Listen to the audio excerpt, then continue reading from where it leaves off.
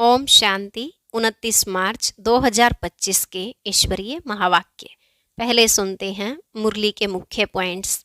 बाबा ने कहा, पहले तुम पुण्य आत्माओं के घराने के थे, अभी पाप आत्माओं के घराने के बने हो। अब फिर से तुम्हें सूर्यवंशी लक्ष्मी नारायण घराने में जाने का पुरुषार्थ करना है। सतयुग में तुम बहुत सॉल्वेंट थे, यहाँ तो सभी मनुष्य जंक खाए हुए हैं।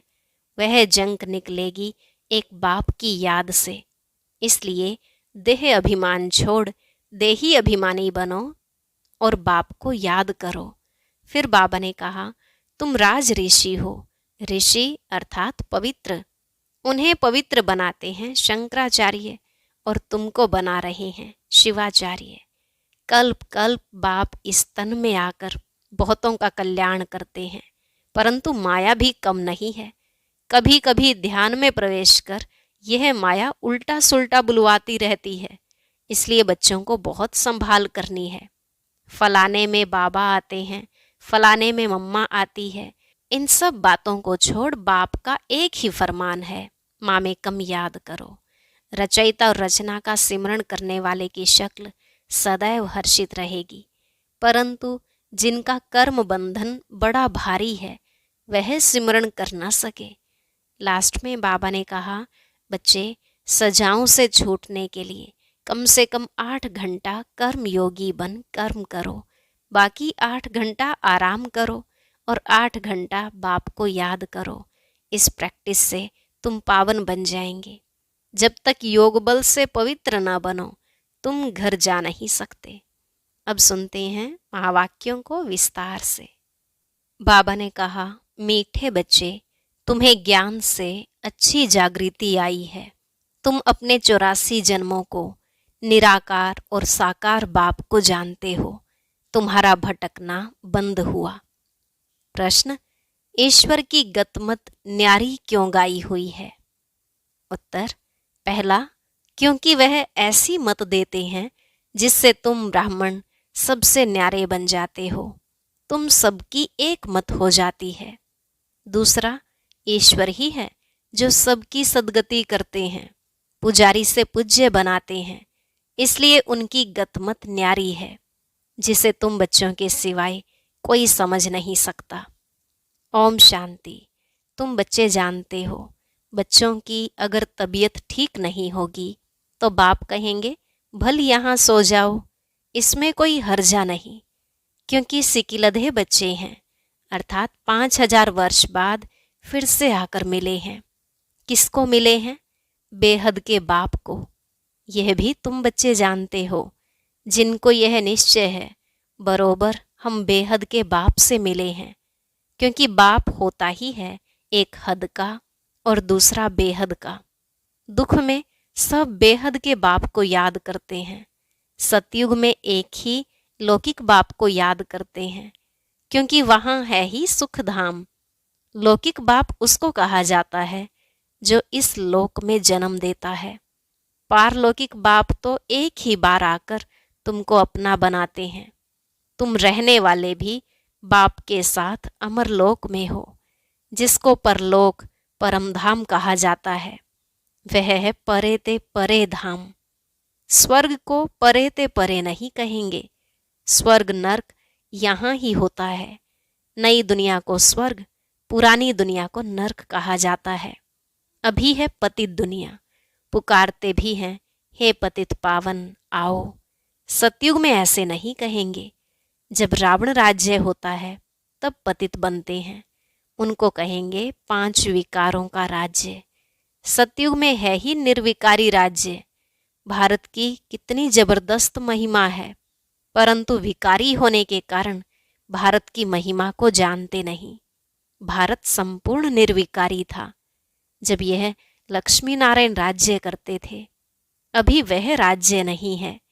वह राज्य कहाँ गया, यह पत्थर बुद्धियों को मालूम नहीं है, और सभी अपने अपने धर्म को जानते हैं।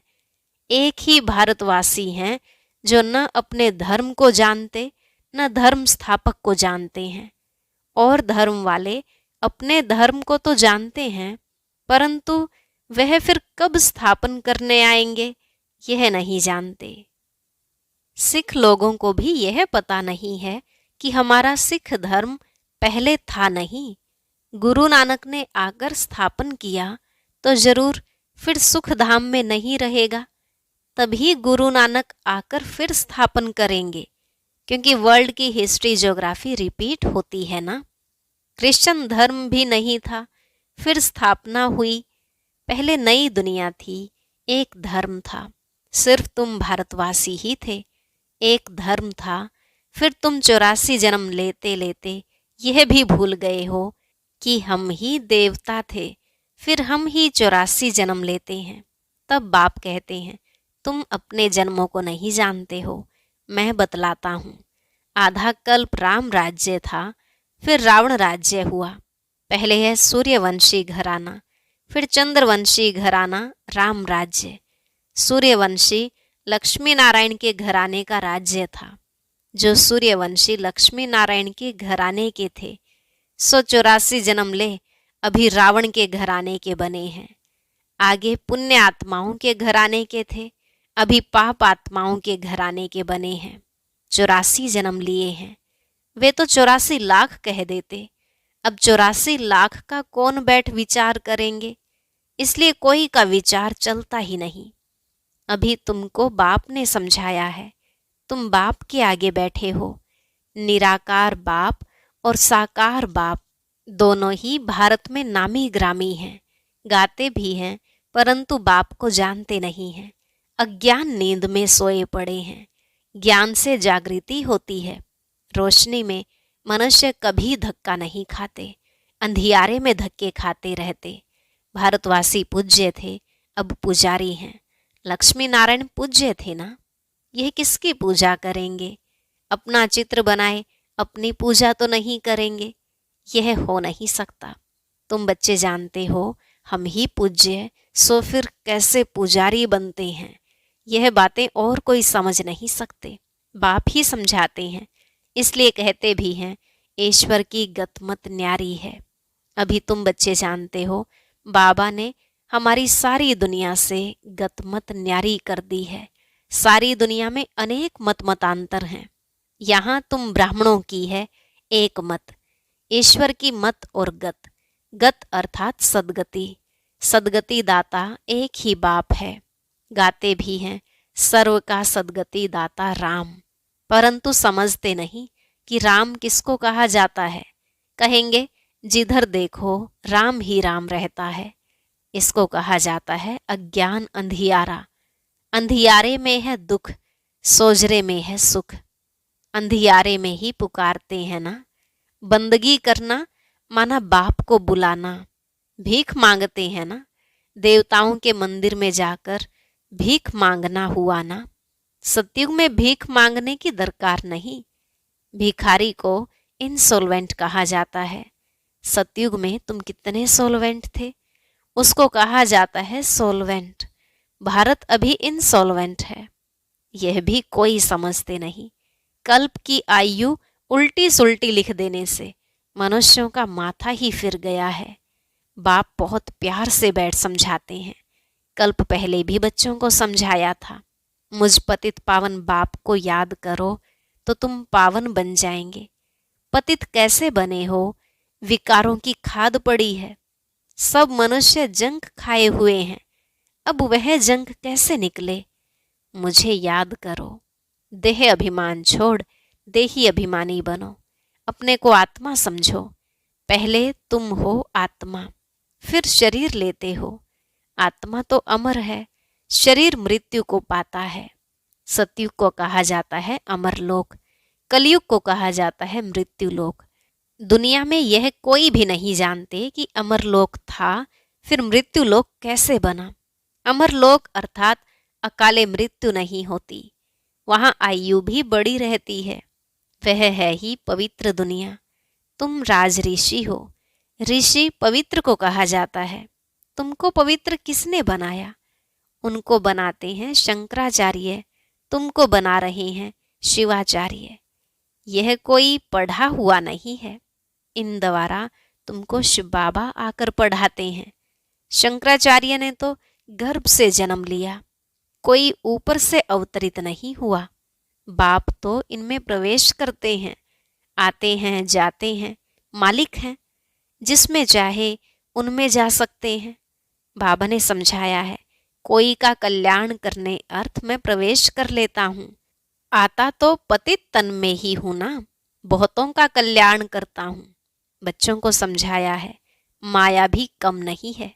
कभी कभी ध्यान में माया प्रवेश कर उल्टा सुल्टा बुलवाती रहती है, इसलिए बच्चों को बहुत संभाल करनी है। कईयों में जब माया प्रवेश कर लेती है तो कहते हैं, मैं शिव हूँ, फलाना हूँ। माया बड़ी शैतान है। समझदार बच्चे अच्छी रीति समझ जाएंगे कि यह किसका प्रवेश है।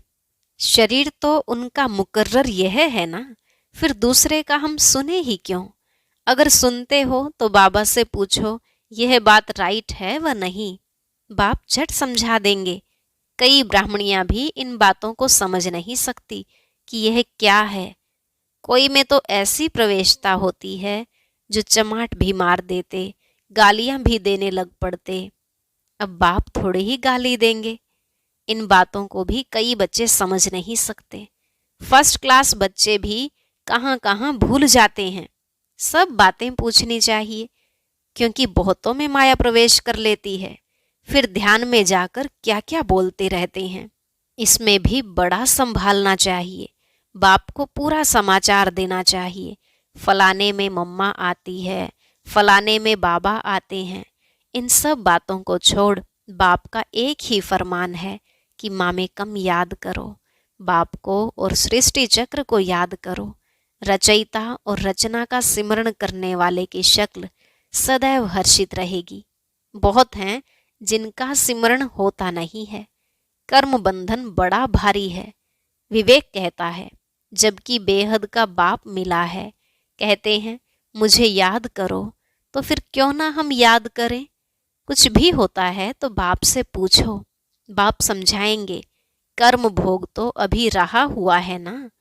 कर्मातीत अवस्था हो जाएगी तो फिर तुम सदैव हर्षित रहेंगे। तब तक कुछ न कुछ होता है। यह भी जानते हो, मिर्वा मौत मलू का शिकार, विनाश होना है। तुम फरिश्ते बनते हो, बाकी थोड़े दिन इस दुनिया में हो। फिर तुम बच्चों को यह स्थूल वतन भासेगा नहीं, सूक्ष्म वतन और मूल वतन भासेगा। सूक्ष्म वतन वासियों को कहा जाता है फरिश्ते। वह बहुत थोड़ा समय बनते हो, जबकि तुम कर्मातीत अवस्था को पाते हो। सूक्ष्म वतन में हड्डी मांस होता नहीं। हड्डी मांस नहीं तो बाकी क्या रहा, सिर्फ सूक्ष्म शरीर होता है। ऐसे नहीं कि निराकार बन जाते हैं, नहीं, सूक्ष्म आकार रहता है। वहाँ की भाषा मूवी चलती है। आत्मा आवाज से परे है, उसको कहा जाता है सबटल वर्ल्ड। सूक्ष्म आवाज होता है। यहाँ है टॉकी, फिर मूवी, फिर है साइलेंस। यहाँ टॉक चलती है, यह ड्रामा का बना बनाया पार्ट है। वहाँ है साइलेंस, वह मूवी और यह है टॉकी। इन तीन लोकों को भी याद करने वाले कोई विरले होंगे।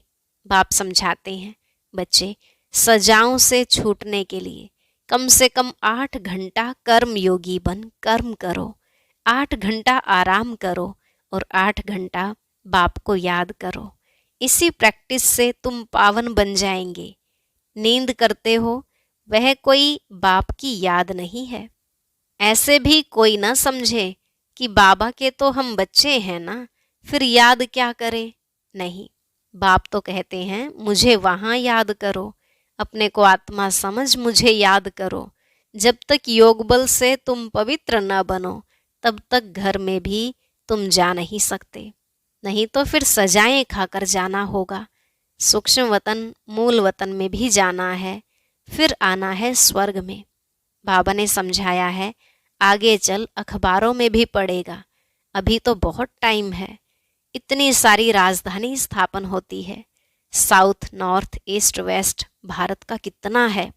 अब अखबारों द्वारा ही आवाज निकलेगा।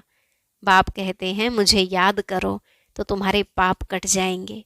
बुलाते भी हैं, हे पतित पावन, लिबरेटर, हमको दुख से छुड़ाओ। बच्चे जानते हैं ड्रामा प्लान अनुसार विनाश भी होना है। इस लड़ाई के बाद फिर शांति ही शांति होगी, सुखधाम हो जाएगा, सारी उथल पाथल हो जाएगी। सतयुग में होता ही है एक धर्म, कलयुग में है अनेक धर्म। यह तो कोई भी समझ सकते हैं। सबसे पहले आदि सनातन देवी देवता धर्म था। जब सूर्यवंशी थे तो चंद्रवंशी नहीं थे, फिर चंद्रवंशी होते हैं। पीछे यह देवी देवता धर्म प्रायलोप हो जाता है। पीछे फिर और धर्म वाले आते हैं, वह भी जब तक उन्हों की संस्था वृद्धि को पाए तब तक मालूम थोड़े ही पड़ता है। अभी तुम बच्चे सृष्टि के आदि मध्य अंत को जानते हो। तुमसे पूछेंगे सीढ़ी में सिर्फ भारतवासियों को क्यों दिखाया है? बोलो, यह खेल है भारत पर। आधा कल्प है उन्हों का पार्ट, बाकी द्वापर कलयुग में अन्य सब धर्म आते हैं। गोले में यह सारी नॉलेज है। गोला तो बड़ा फर्स्ट क्लास है। सतयुग त्रेता में है श्रेष्ठाचारी दुनिया, द्वापर कलयुग है भ्रष्टाचारी दुनिया। अभी तुम संगम पर हो। यह ज्ञान की बातें हैं। यह 4 युगों का चक्र कैसे फिरता है यह किसको पता नहीं है। सतयुग में इन लक्ष्मी नारायण का राज्य होता है। इन्हों को भी यह थोड़े ही पता रहता कि सतयुग के बाद फिर त्रेता होना है, त्रेता के बाद फिर द्वापर कलयुग आना है। यहाँ भी मनुष्यों को बिल्कुल पता नहीं। भल कहते हैं परंतु कैसे चक्र फिरता है यह कोई नहीं जानते। इसलिए बाबा ने समझाया है, सारा गीता पर जोर रखो। सच्ची गीता सुनने से स्वर्गवासी बनते हैं। यहाँ शिव बाबा खुद सुनाते हैं, वहाँ मनुष्य पढ़ते हैं। गीता भी सबसे पहले तुम पढ़ते हो। भक्ति में भी पहले पहले तो तुम जाते हो ना। शिव के पुजारी पहले तुम बनते हो। तुमको पहले पहले पूजा करनी होती है। अव्यभिचारी एक शिव बाबा की। सोमनाथ मंदिर और किसकी ताकत थोड़ी ही है बनाने की। बोर्ड पर कितने प्रकार की बातें लिख सकते हैं। यह भी लिख सकते हैं भारतवासी सच्ची गीता सुनने से सचखंड के मालिक बनते हैं।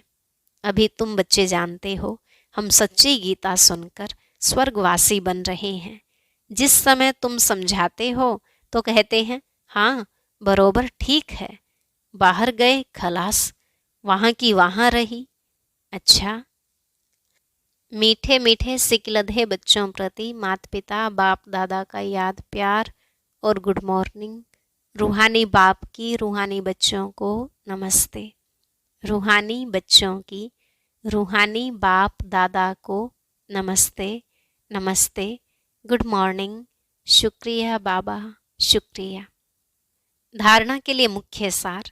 पहला पॉइंट, रचयिता और रचना का ज्ञान सिमरण कर सदा हर्षित रहना है।